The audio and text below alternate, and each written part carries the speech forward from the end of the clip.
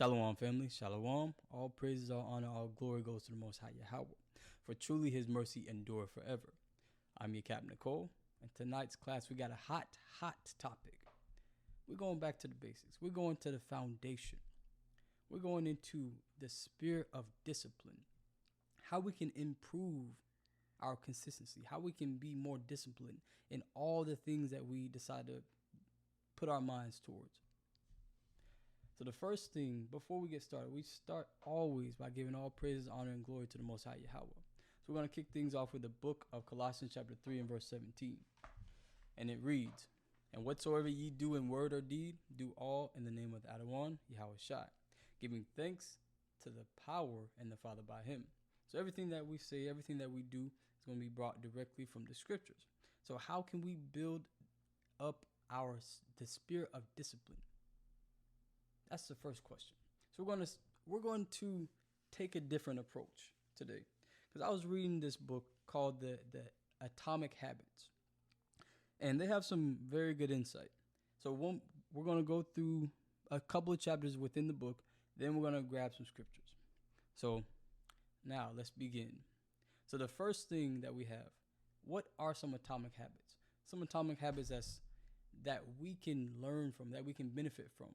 The spirit of discipline, honesty, being caring, loving one another as we love ourselves. These are different skills, different talents that Most High has imparted upon us. A lot of us overlook these things because we look at superpowers in the manner of what we get from Marvel, what we get from Capcom or DC Comics, right? We have more spiritual powers we have more abilities than just flying, laser vision, super strength, right? We have the ability to communicate effectively. We have the ability to say something and stick to our word, be consistent. So these are this is what we're going to be focusing on today, building that foundation around the spirit of discipline. So when we build up the discipline, we can now bring that skill over into all these other skills to build up on top of that. So what are atomic habits? Let's begin there.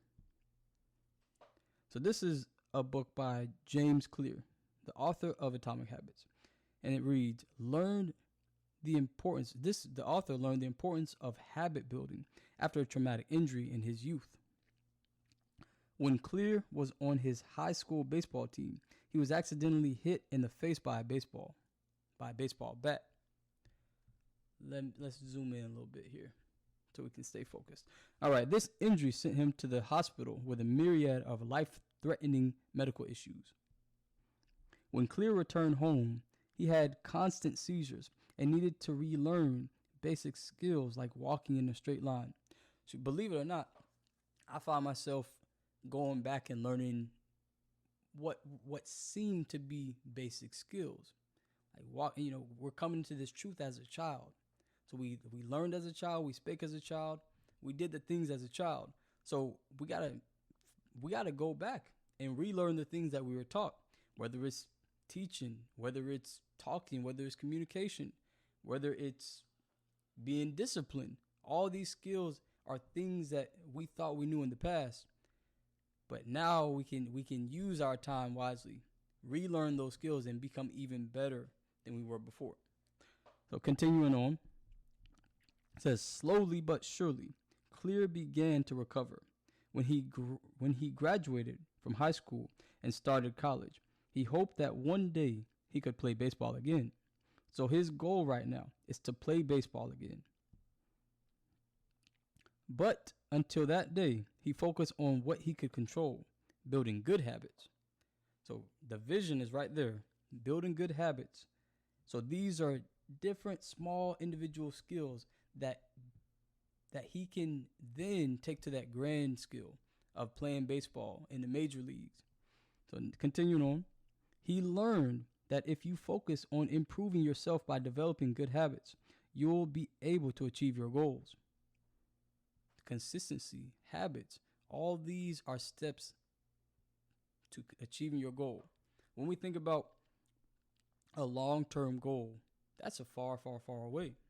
But if we have incremental steps, one small goal, one small goal, one small goal, we have the dopamine, the serotonin, all that going on in our brains. So when we wake up in the morning, we do one small task, create a small habit, like cleaning up your bed, cleaning up your room, doing some dishes. Those are small habits that we can accomplish throughout the day that'll build up, help us continue to build up into that long-term goal. Because that long-term goal may be longer than a day. Well, it definitely should be longer than a day, longer than a week, longer than a month. The long-term goal is something that we work towards. But these small habits is what allows us to get there. Small goals is what allows us to get there. Continuing on, it says clear defines a habit as a routine or behavior that is performed regularly and in many cases automatically. So that's what we're trying to get. We're trying to change our way of thinking, change our way of moving. Something that wasn't a habit before. Habits is something that we can do without thinking about it. So when we wake up, a lot of us have a habit automatically to go brush our teeth or even to go wash our face or take a full-on shower. That's a habit that we created as a child. So now it's not really much of a struggle or even a consideration now. So keep that thought in mind. Do the hard things now so that later on it's not so hard. Now it says, while Clear's college classmates stayed up late, he made it a goal to develop healthy sleeping habits. And in the chaos of a normal dorm, Clear kept his room organized, sleep and clean. So those is his first two goals: sleep in a proper time, not being overwhelmed and studying at the last minute, and making sure his room is cleaned in a dorm that's full of a whole bunch of chaos, right? So these small changes gave Clear, the author, a sense of control over his life. As time passed, Clear accumulated more positive habits. He started lifting weights, eventually gained enough strength to join his college baseball team. So remember his goal, to get back to baseball. So by the time he graduated, Clear was selected as the top male athlete in his university and chosen for the ESPN Academic All-American team. So the main idea here, you can develop positive habits through small incremental changes. So this experience taught Clear that small changes can make a massive difference. Small changes, though they may seem unimportant now, can add up. Eventually, they can lead to drastic results. These small changes are what Clear calls atomic habits. An atomic habit refers to a tiny change, a marginal gain, a 1% improvement. Why do atomic habits lead to drastic changes? Clear does the math for us. So if you improve by 1% every single day for a year, you'll be 337. You'll be 37 times better by the end of the day, by the end of the year. Hey, that sounds great. So the reverse is also true. If you get 1% worse each day for a year, you'll end up basically at zero. So keep that in mind. We always have the thought of, if you eat an apple a day, it keeps a doctor away. You eat an apple a day, you're 37%. Was that right? Yeah, 37% healthier if we use these statistics. 37% smarter if we read a chapter a day. It's not going to cut it to just read one verse a day. I got my verse in for the day. Nah, come on now. Let's be realistic. Most High says, it gives us the scripture. It says, study to show thyself approved. A part of studying is putting in more than 30 seconds of work. Continuing on, it says, in his book, Clear offers an operational manual for how to use atomic habits to unlock your full potential. Clear outlines 4 laws of behavior. 4 laws of behavior change we can use to create positive habits, or if reversed, to break bad habits. So the first thing create a good habit by making it obvious. Second thing, make it attractive. The third thing, make it easy. And the fourth thing, make it satisfying. Now we can also do the opposite of breaking a bad habit by making it invisible, making it unattractive, making it difficult, and making it unsatisfying. So in the following chapters we will cover in the next class. So now we're going to jump back into the scripture. Come on, we got to start moving more in the spirit. One scripture came to mind, 2 Timothy chapter 1 and verse 7. But in the NLT, it reads, "For God has not given us a spirit of fear and timidity, but of power, love, and self-discipline." So with discipline, we got integrity that's behind the scenes. How do we move when people aren't watching?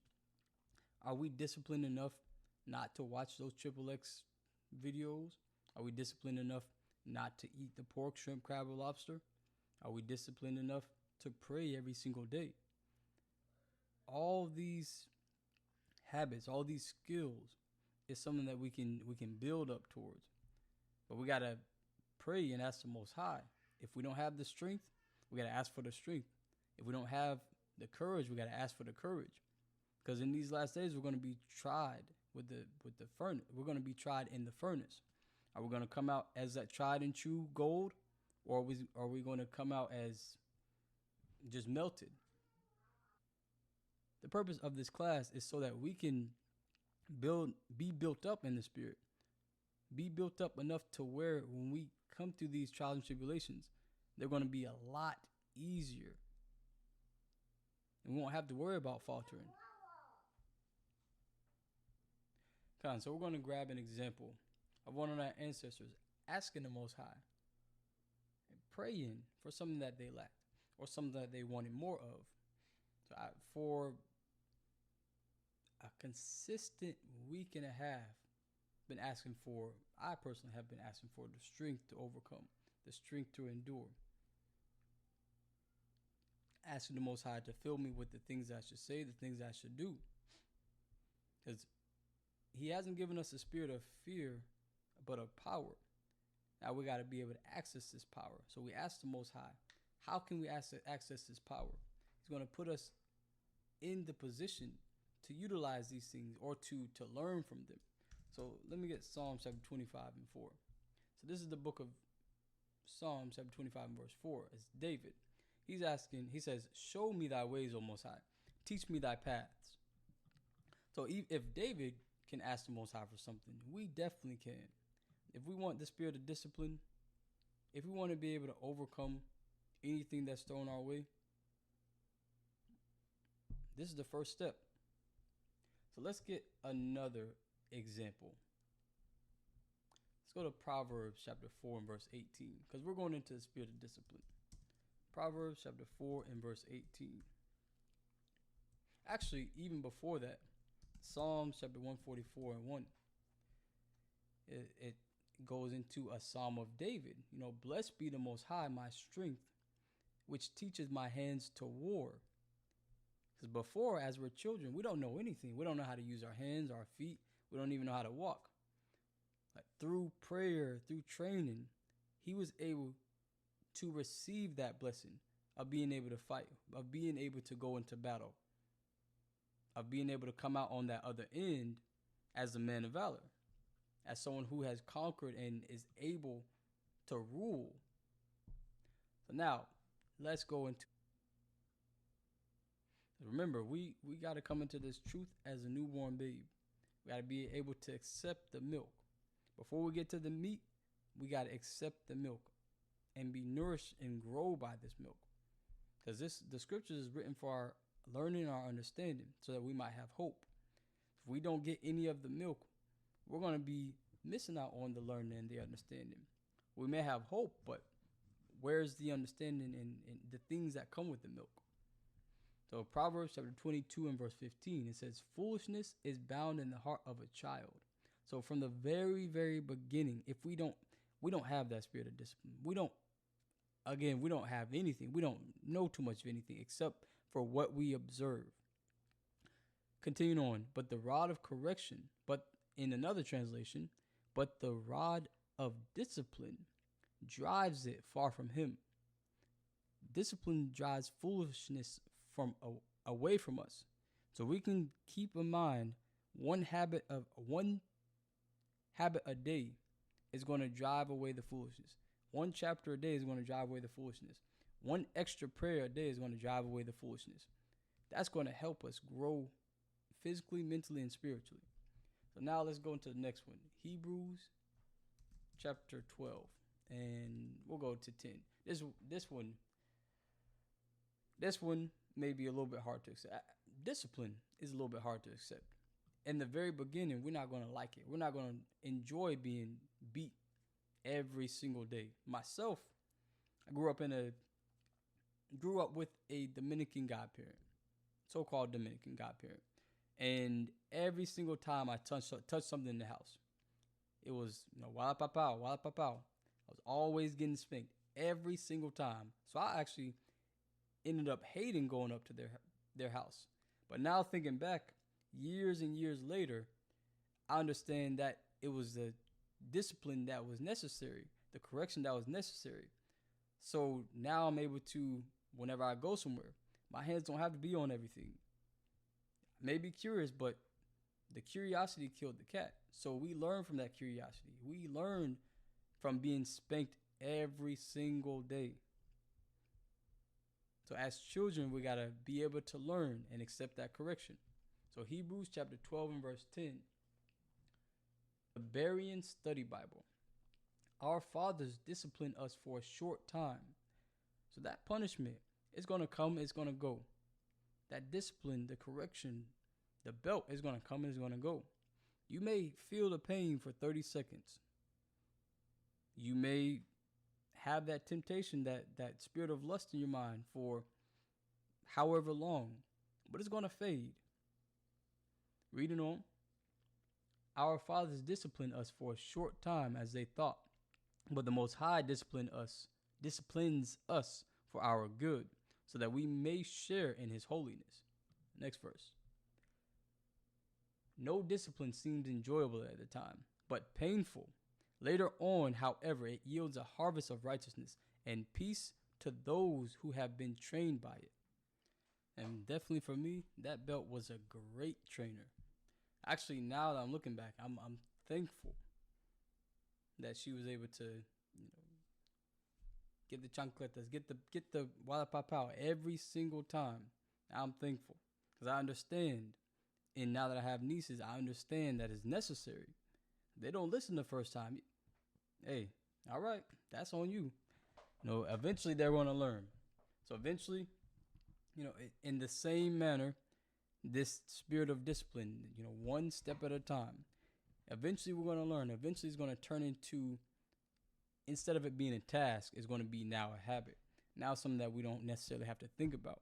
Now we can go into another task while also using what we've just learned, making it easier every step of the way. All right. Last story. We're going to end things off with the story of Job.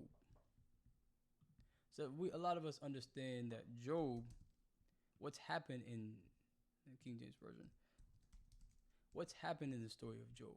But Job exemplified great diligence as well as great discipline.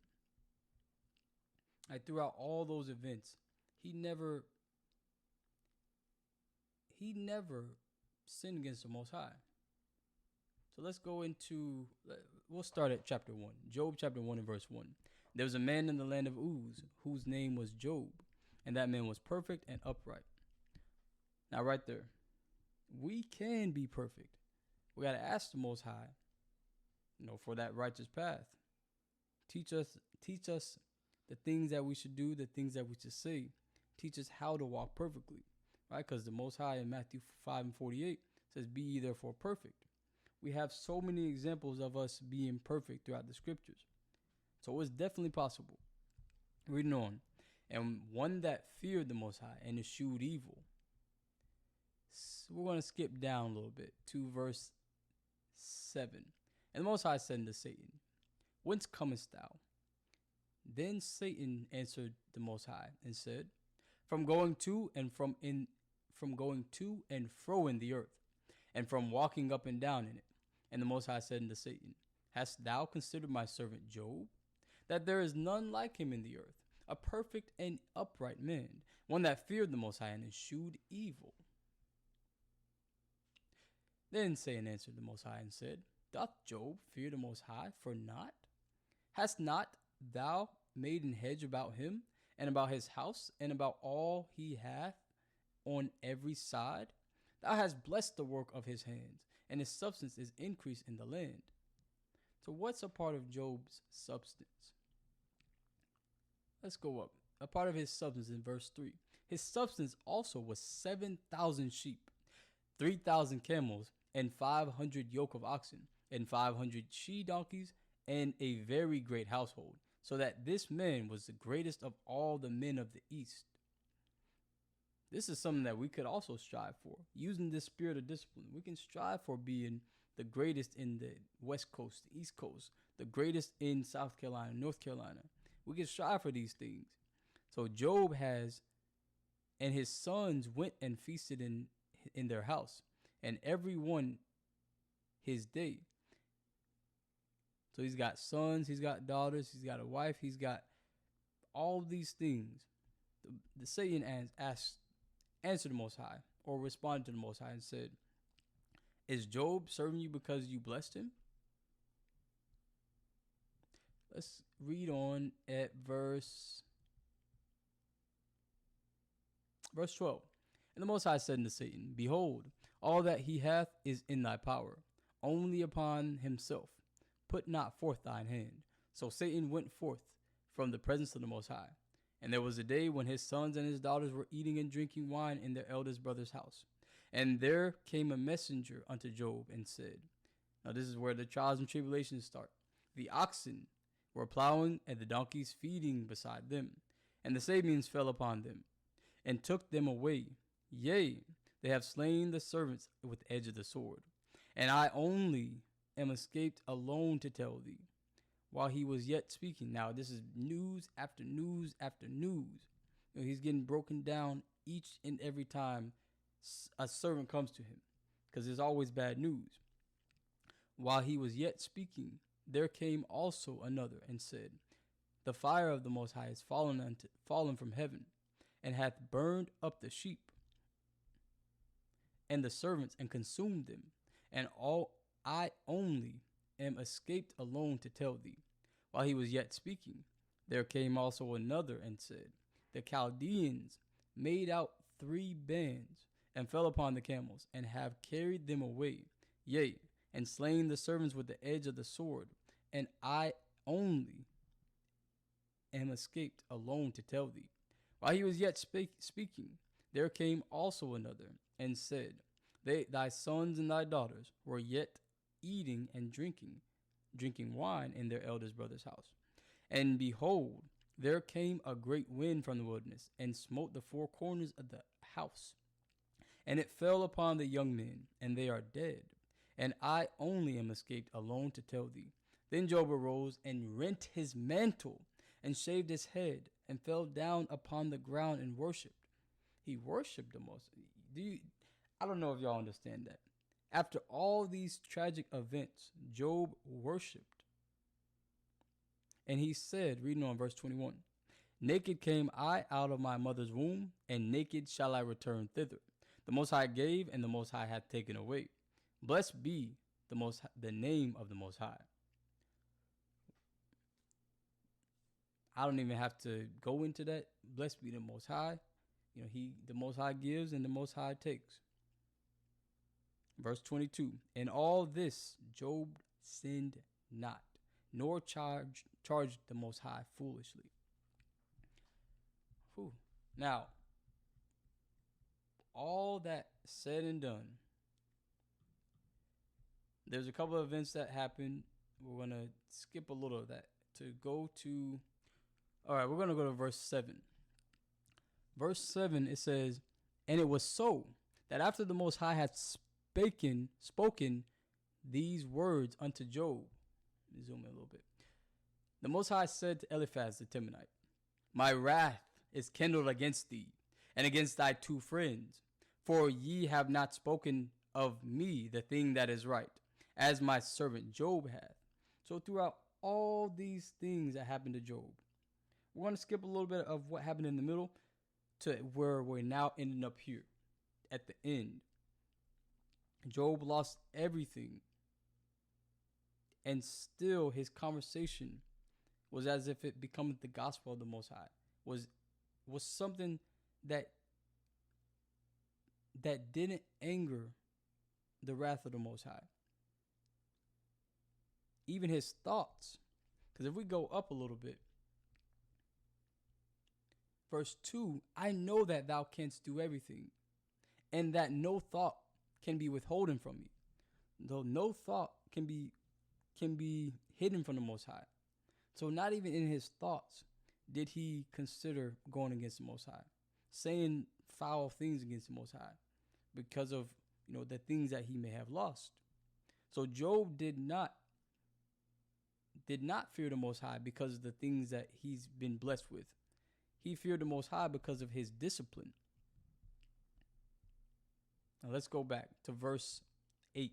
Therefore take unto you now 7 bullocks and 7 ram's horns, and go to my servant Job, and offer up for thyself a burnt offering. We're going to skip down a little bit. All right, to verse 11. Then came there unto him all his brethren, and all his sisters, and all they that had been of his acquaintance before, and did eat bread with him in his house. And they bemoaned him, and comforted him over all the evil that the Most High had brought upon him. Every man, now keep that in mind, all the evil that the Most High brought upon him. So we're going to come across these trials and tribulations. We got to get prepared. We got to get ready so that, or how does the saying go? We got to stay ready so that we don't have to get ready. All right. So now reading on, every man also gave him a piece of money, and every one an earring of gold. So the Most High blessed the latter end of Job more than his beginning, for he had 14,000 sheep, and 6,000 camels, and 1,000 yoke of oxen, and 1,000 she donkeys. He had also 7 sons and 3 daughters. That's what we got to keep in mind. The spirit of discipline. That's one of the great talents that we can be given.